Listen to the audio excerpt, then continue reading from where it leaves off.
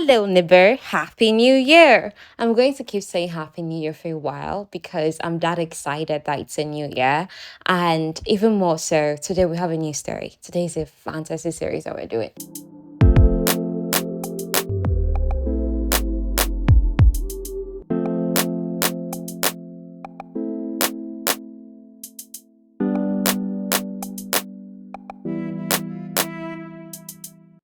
With many of these fantasy stories flying around, it's more or less like it might not really be my thing. Do I have space to read this thing? But I shall want to understand all this gist about all these stories. So that's why I'm bringing it your way. No, this is not Fort Wing. If you want to listen to Fort Wing, Stephanie Sue did it on Baking a Mother. I highly recommend you listen. I just did recently, even though I've already read the book. It was awesome. Today I'm going to be telling you from Blood and Ash, Jennifer L. Armentrout. It's a really popular book in the Romantasy series. I mean, it was written years before Fort Wing, but it's no less amazing. Honestly, you have to just be digging this book. You have to be digging it. Do you get? So let me start the story. No time to waste time, okay? Oh yeah, the name of the story again, From Blood and Ash by Jennifer L. Armentrout. The story opens up with our lead female character, Penny Laffy, nicknamed Poppy. She's at an establishment called Red Pill. Consider it a drinking house, house people go to play games at, young men and women are there, you know. It's not exactly a whoring house per se, just people having a nice time, maybe a club, modern kind of club, the way you see a modern club today, but then it was like more low-key, you just come to chill, have a good time, stuff like that. So she's there and she's wearing something that covers the lower half of her face, only her eyes are showing, that kind of thing. She's overhearing guards from the rise because she's playing a game with them. The rise is a mountainous wall. It's constructed from the limestone and iron mined from the somewhere called Elysian Peaks. So guards actually are stationed on this rise, this mountainous wall that actually protects cities. Because ever since the War of Two Kings ended 4 centuries ago, the rise, it had enclosed all of Macedonia. Macedonia is this place that she's in, and every city in the kingdom of Sulis is protected by a rise. So she's in this place called Macedonia, and Macedonia is part of a kingdom called Sulis. Now, Poppy is seated with these guards, like I said. They're playing a game. The guards now, they're talking among themselves, and they're talking of a guard who looked torn to shreds by wild dogs. But they know it's not wild dogs that did this because there are no wild dogs near the Blood Forest. And the blood forest is the only place in this world where the trees bleed. It stains the back of the tree and leaves a deep red, a deep crimson. There are rumors of other animals, overly large rodents and scavengers that prey upon the corpses of those who linger too long in the forest. These guards are about to discuss a coming attack, but then an older guard among them cuts them off because of Poppy's presence at the table. Now, it's even rare that this guard is older because most guards die young because of the things they fight against on the rise. You get. At this moment, she's covered head to toe in a blue stolen cloak and mask. Only her eyes and jaw are showing. Poppy, she cannot be discovered to be here, or else she's going to be punished. And the kind of punishment is what Dorian Tiemann, the Duke of Macedonia, would just love to deliver. He's her guardian, apparently. And which, of course, his close confidant, Lord Brandol Mazane, would love to be in attendance for. As per when they're punishing Poppy, as Duke Tiemann is punishing Poppy, his friend, Lord Mazine, will be there and be watching, gloating as they're punishing her. So they better not find her. So in as much as people can are free to come around to this establishment, have a good time, Poppy is not, her life is not like other people's own. Do you understand? There's more restrictions in place for her. Her life is not like other people's in a lot of ways. Now, others are dressed similarly as Poppy, in that red pill, but they're wearing collars, whereas Poppy is only allowed to wear white. And the other people here in this establishment with her, they're not going to be punished if they are found by their own guardians because their second daughters and sons are given to the royal court upon their 13th birthday during the annual rites. But Poppy, she is the maiden. Now, let me explain what it means to be maiden. I'm speaking from Poppy's POV. In a little under a year, upon my 19th birthday, I would ascend, as with all ladies and lords in wait. Our ascensions would be different, but it would be the largest one since the first God's blessing that occurred after the end of the War of Two Kings. Now, if what I'm saying is not making that much sense, just hang on with me. This is why I'm gisting this story.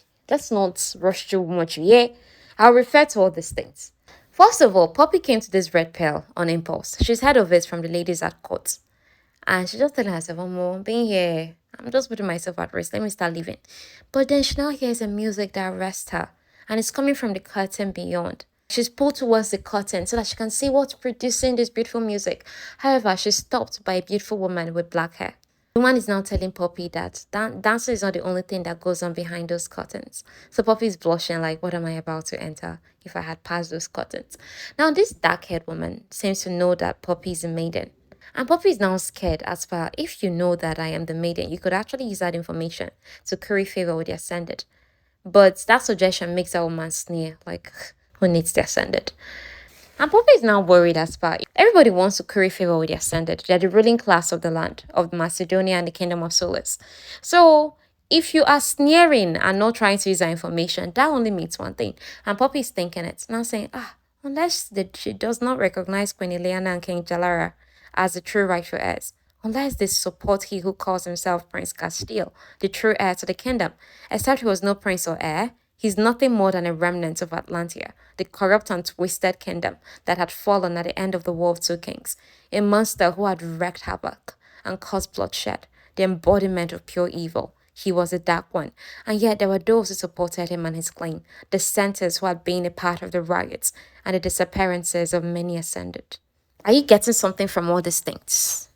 Because I don't want to keep repeating it or else we'll not go forward in this story. But we're just going to keep going forward, a little by little. And this story is just going to sink in. Fantasy is like this. For the first 100, 200, 300 pages, you're still just trying to grasp the world. What the heck is happening? Who is it supposed to be? Who's that person supposed to be? But it all comes together, I promise. So just stick with me. This kingdom of solace that Poppy is residing at, she is living in a place called Macedonia.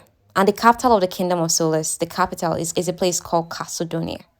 Now, the centers have been bolder as at late attacking royal guards.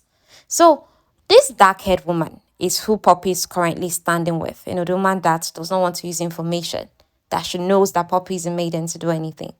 So Poppy is now thinking to herself, if this woman does not want to curry favor with the ascended, the ruling class of this land, does that make her a dissenter? As for someone that supports the fallen kingdom of Atlantia and the evil one, do you understand? Poppy is now thinking to herself, I can't fathom how anyone could support the fallen kingdom, no matter how hard their lives are or how unhappy they may be. Not when the Atlanteans and the Dark One are responsible for the mist, for what festers inside of it, for what most likely has taken countless more lives, including my mother's and father's, and had left my body riddled with a reminder. Poppy is scarred. We're going to get to her scars later. She lost her parents to something that we're about to find out that apparently these Atlantean people caused. So it doesn't make sense to her why anybody would support that kind of evil people. Do you understand? Poppy is in the middle of conversing with this woman, this dark-haired woman, when new people enter this establishment, this red pale place.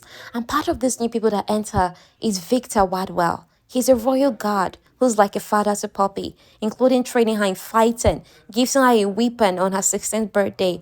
He's the only person who has the ability to scold her in a way that it can burrow under her skin for long. She wants to sneak out, but he's seated by the entrance or exit. The place is both entrance and exit, so he's seated close there. And there's no way she'll pass him and he will not know that she's the one. You get, she didn't even know that he comes to this red pearl place. Yes, he's not cheating on his wife or anything. He's a widower who lost his wife and baby in childbirth. But she doesn't know he used to come to places like this. Maybe she's too naive as far she forgets he's a man and, has needs or things like that. I mean, the dark-haired woman, noticing that Poppy is panicking, now said, okay, I'm going to help you. There is an unoccupied room upstairs. Go by the left, enter on the second door, things like that. I'll come for you when the coast is clear. So Poppy now asks the lady, why would you help me? The woman now answers, because everyone should be able to live a little, even if for a few hours. Poppy's mouth drops open as the woman parrots to Poppy what Poppy just thought to herself a few minutes ago. As far is this woman reading my mind? You get, so she's not looking at the woman. Poppy is not looking at the woman and wondering, who is this woman? Is she a seer? Because there are things like that, people that can see your thoughts and go. So Poppy follows her, goes the upstairs to the room that the woman directed her to. Only that room is not empty. Someone is there.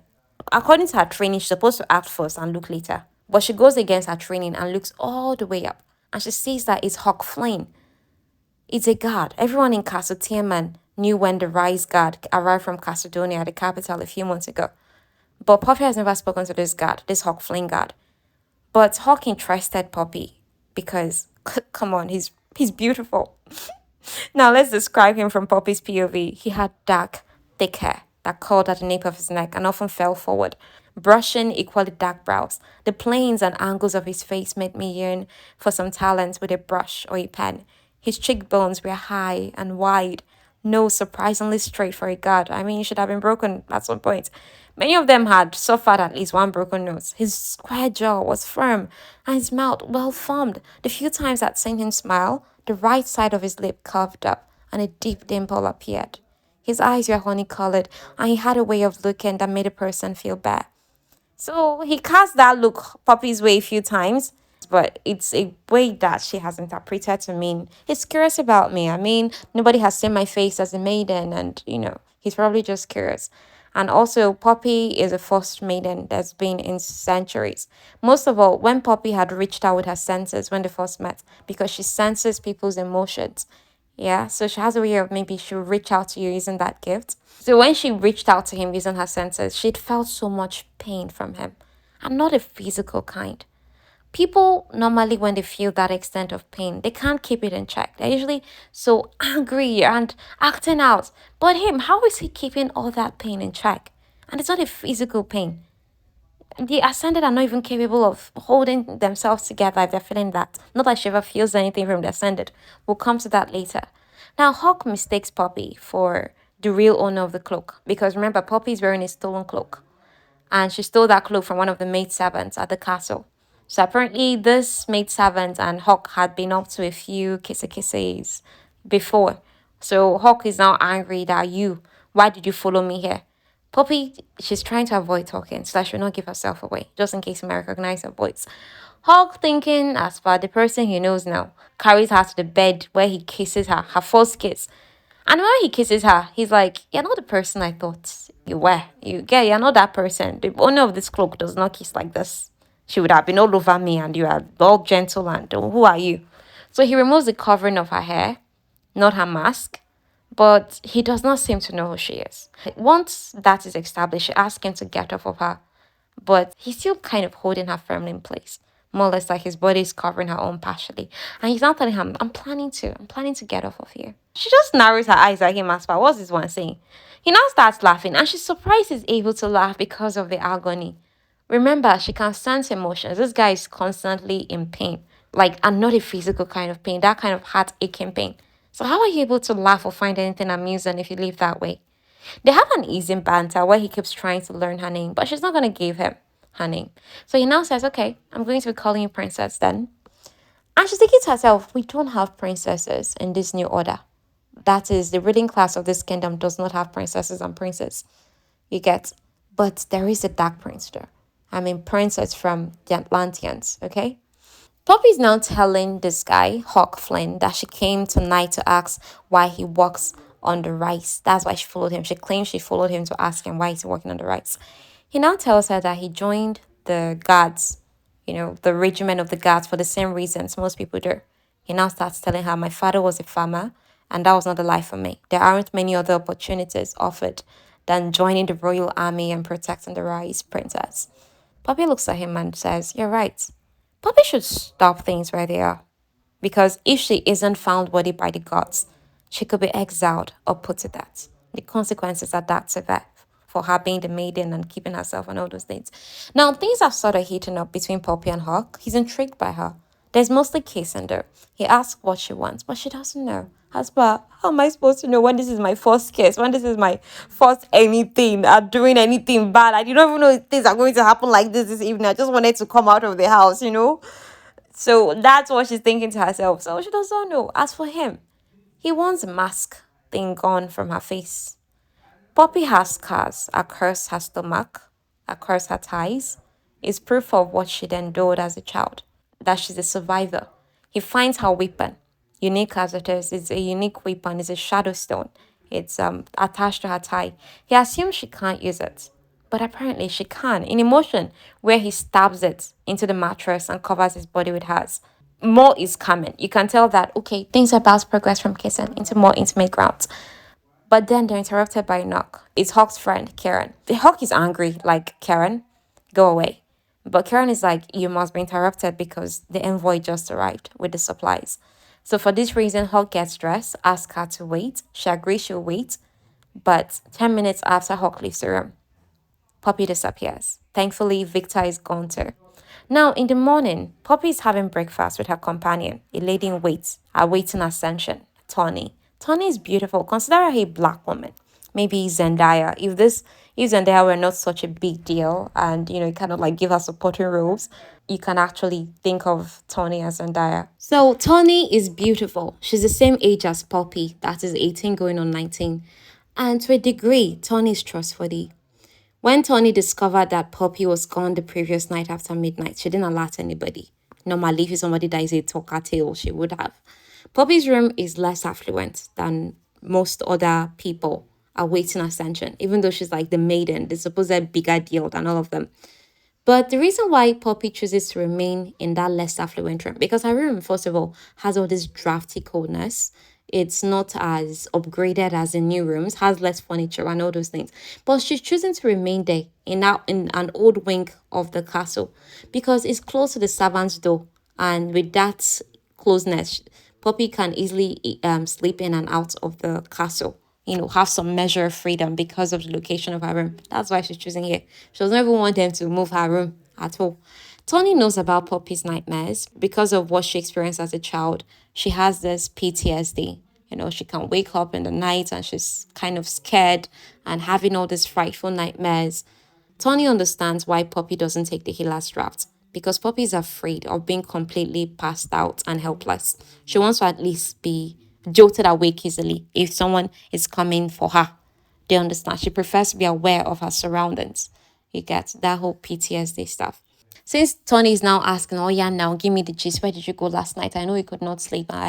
So where did you sneak out to? Now tell me, let's live together. Poppy now tells Tony that I was at the Red Pillow. Look at the many, many things I saw there. It's really fine, as these people used to say. But one thing Poppy does not speak of, she does not mention saying Hawk Flame. Hawk is a line the priest and priestesses would say that Poppy cursed because she shared herself with another. Her and Tony, they've been up to a lot of mischief together. Tony and others aren't afraid of ascension, but Poppy, for some reason, she's afraid of ascension. Poppy approaches it as a death sentence because the maiden's ascension is different. Others know what they'll be ascending to. But Poppy does not quite know what she'll be ascending to. She has no idea how different what a maiden ascending looks like because there's so little information in history. Now, the whole history of Poppy being a maiden, she's been wearing the white veil with its delicate gold chains when she was 8. That's when she started wearing it. And she's worn it for 10 years now. Yes, she's not used to it. And her wardrobe is a red ceremonial gown. That's the first color she'll be wearing in her life since she was 8. And she'll be attending the upcoming rite because it would be the last rite before her ascension takes place. She's been given permission to attend it. Again, we would see what all these things mean. Poppy just makes a mental note like, me that I used to work out too much. Oh, you get, even if I'm found unworthy, let it be that it's me. But I don't want to drag my friend into that trouble. So any more harebrained schemes I might have for the future, I'm not going to involve Tony so that she will not be found unworthy. Now, by supper, Victor, that her guard, that is like a father to her, he comes to see Poppy with some distressing news. There's a cursed. A cursed is a person. So immediately, Poppy follows. Tony doesn't know about these things. So this is just a Victor and Poppy business. Both of them sneak out of the castle. They leave for the lower ward. No questions asked. They see the rise, that mountainous wall that protects the citizens of the place. The rich live far away from the rise, closer to the hearts of Macedonia. Now, Poppy didn't always assist in doing what she's about to do, but once she caught on that it was happening, she had pleaded and pleaded. Now, they come to a house. The house they come to has a small white cloth. The bottom of it is a symbol of the network of people who believe that no matter how violent or destructive, deserves dignity. A woman answers the door, grief is pouring over her in waves. This particular house doesn't have electricity. Apparently, in this place, it's true that yes, it's primitive setting, but the rich do have access to electricity. Although Poppy's room in the castle does not, like I said, is in an old part of the castle, but she's choosing to remain there for at least let her have some measure of freedom. Because you will just learn just how little freedom she has because she is, in quote, the maiden. The woman is surprised that you people actually came. They said I should put this clothes out here that somebody's going to come. And I did not really think if people would come, but you came. Sorry, the name of the sword that Poppy has, the one that Hawk saw, that her unique sword that Victor gifted her on her 16th birthday, is a bloodstone. It's a bloodstone dagger, not a shadow stone. Although Shadowstone is still in the story, but see all these things there, we would get to them small, small, yeah? The one that Poppy has is Bloodstone, okay? Now, it's by the mantle. It's a specific type of dagger. It's gotten from the Blood Forest. The only thing that can kill one certain thing like that we're about to find out. Honestly, I'm telling you the story the way I will tell you as my friend, as per who I'm trying to gist on this really interesting novel I've read. So I'm like, calm down, we get to the good stuff. Just shall be patient small.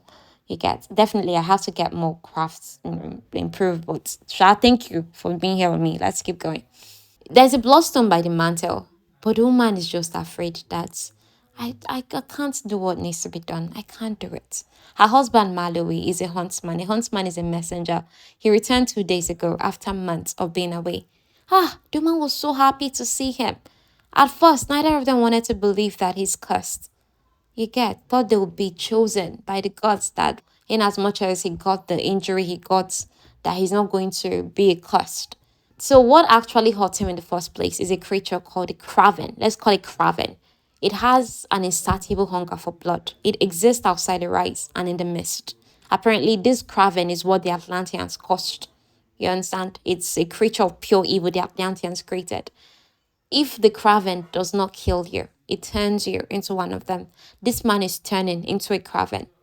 It's this thing that attacked Poppy and her family when she was small. It's what gave her the scars. Like I said, if it doesn't kill you, it turns you. But in case of Poppy, it did not kill her. It gave her scars. Other people get scars and turn into a craven. Poppy didn't turn into a craven. That's what made people know that she's chosen by the gods. Confirmed that, she's chosen by the gods. It gave her scars. She has on her face, on her stomach, on her thighs, all those places. Now, the woman Agnes, wife of this Malawi huntsman person that they came here to because her husband is turning into a craven, she suspects that Poppy is actually the maiden. With an ungloved hand, Poppy thinks of serene things and touches the woman's hand, easing her pain. Poppy can not only just sense emotions, she has a way of also taking away your pain. So the woman bows, Agnes, she bows to Poppy in reverence. People think of the maiden as child of the gods. So whenever Poppy shows up anywhere, it's as though the gods themselves showed up there. They understand, they have such deep reverence from her. Now, Poppy notices a doll in the house, a sign that the child is somewhere around. So she whispers that to Victor, like a child is around, please. So Victor will take care of that, and why Poppy will take care of Malloy. Poppy enters the room where Malloy is at. On his stomach is a wound he hid from his wife.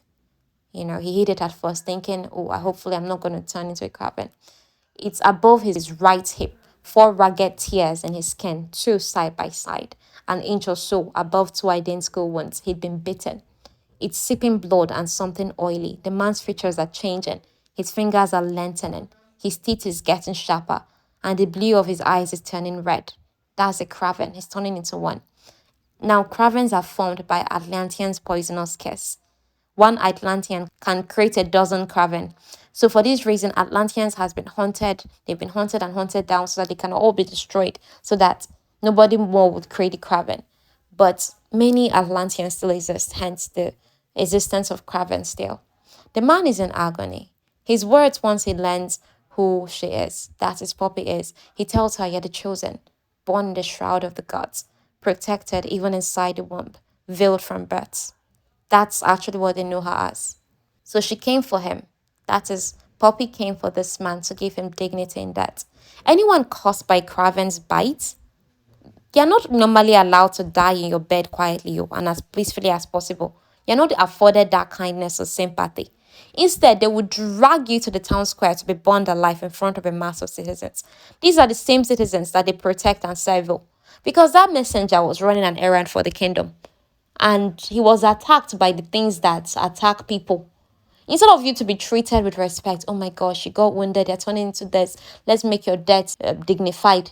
The leadership, that is the leaders, the ascended people, would you want to burn you alive as an example? For what? I don't know. That kind of mass injustice, sha, that's what this kingdom and it's they're facing here. Now, is only bloodstone, that is that kind of dagger, or wood sharpened into a stake from the blood forest, could kill a fully turned craven. Poppy's dagger is such, is a bloodstone. Now, Malawi is now telling Poppy that he knew he shouldn't have returned though, but he wanted to say goodbye to his wife and child. There are only two ways to kill a craven or someone cursed, as long as you have a bloodstone dagger or a wood from this blood forest tree. Penetrate the heart or destroy the brain. Now, before Poppy does it, either of these things, Malawi admits that I actually did not come back alone. There's someone else I came back with, someone called Ridley. He returned to say goodbye to his dad. And Ridley stays in the dormitory with other guards that when he turns, he can actually bite other people and turn them. That one is minutes away from turning and loosening bloodshed. Poppy is scared as she thinks of Hawk. That Hawk is in this dormitory, so what if they bite him too and turn him? You get. So now the tip of the hard dagger, Poppy's dagger, sinks into the soft spot at the base of his skull. That's destroying his brain. It's angled frontward and between the vertebrae. The blade pierces deep, severing the brainstem. Mallow ejects. That was all. He'd taken his last breath before he even knew it. Death was as instantaneous as it could be.